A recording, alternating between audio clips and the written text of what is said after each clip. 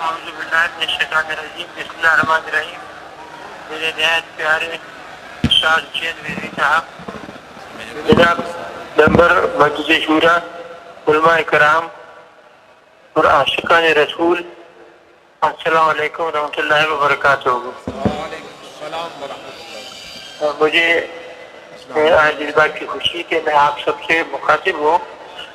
آپ سب کو علم ہے، اور جیسا کہ ہمارے خادم حسین بھائی نے کئی مرتبہ اپنی تقریروں میں ذکر کیا تھا، میرے ان سے بہت ہی اچھے تعلقات تھے، وہ مجھ سے بےحد محبت کرتے تھے اور میں ان سے بےحد محبت کرتا تھا، اور ہم دونوں کا ایک ہی مقصد تھا، عشق رسول اور ناموں سے رسول کی حفاظت۔ اور اسی میں دیکھیے انہوں نے مسئلہ جان کی اور خدا قربان کی، اور جس طرح ان کی نماز جنازہ ادا کی گئی پوری دنیا میں، اس نے سب کو ہلا کر رکھ دیا کہ پاکستان میں اتنے رسول موجود ہیں کہ اتنے بڑے میدان میں بھی جگہ نماز پڑھنے کی جگہ نہیں تھی۔ میری آپ سب سے یہی درخواست ہے کہ آپ ان کے مشن پر قائم رہیے۔ اس ملک میں بہت برا حال ہے، قادیانوں نے یہاں بڑی گرفت کر لی ہے اور ہر طریقے سے ہر جگہ گھس گئے ہیں، اور اس ملک کا بیڑا غرق کرنے پہ تلے ہوئے ہیں، اور لوگ باہر سے لالا کے لگائے جا رہے ہیں۔ اور کوشش کیجئے کہ ان سب کو پر نگاہ رکھیں۔ سب یہ بھی ضرورت ہو گئی ہے کہ یہ کلام مجید کے اندر تبدیلی کر کے اور وہ مفت بانٹتے پھرتے گھروں پہ۔ ہمیں تو تعجب ہی ہوتا ہے، بھوپال سے اگر اس طرح کی کوئی حرکت کرتا تو وہ ایک دن بھی زندہ نہیں رہتا، ہم واجب القتل کرتے اسے اور ہم قتل کر کے اس کی لاش سڑک پہ پھینک دیتے، تو کلام مجید کے اندر تبدیلی کرتا یا ناموس رسول کی کوئی بے حرمتی کرتا۔ لیکن یہاں ایسا ماحول پیدا ہو گیا ہے کہ جب سرپرستی ہو رہی ہو تو نیچے والے جو ہیں وہ بھی بڑھ چڑھ کر آ رہے ہیں، اور آہستہ آہستہ ملک کے اندر یہ لعنت پھیلتی جا رہی ہے۔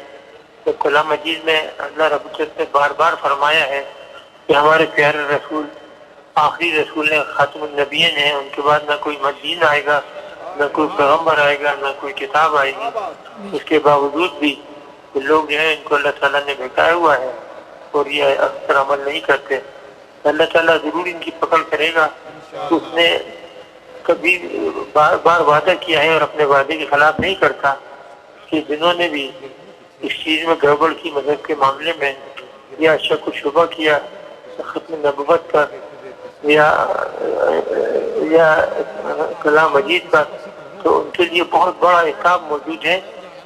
وہ دنیا میں بھی ذلیل و خوار ہوں گے اور انشاءاللہ جہنم میں بھی ذلیل و خوار ہی ہوں گے، اور ان کو بار بار بدلی جائے گی۔ یہاں پر بہت برا حال ہے اس وقت، آپ سب لوگوں کو چوکنا ہونے کی ضرورت ہے، تو نگاہ رکھیے کہ یہ وبا جو ہے یہ پھیلنا شروع نہ ہو جائے۔ آپ کو علم ہے کہ جب مسلمہ بن کذاب نے دعویٰ کیا تھا نبوت کا، تو اس وقت اس کے ساتھ 70,000 جمع ہو گئے تھے۔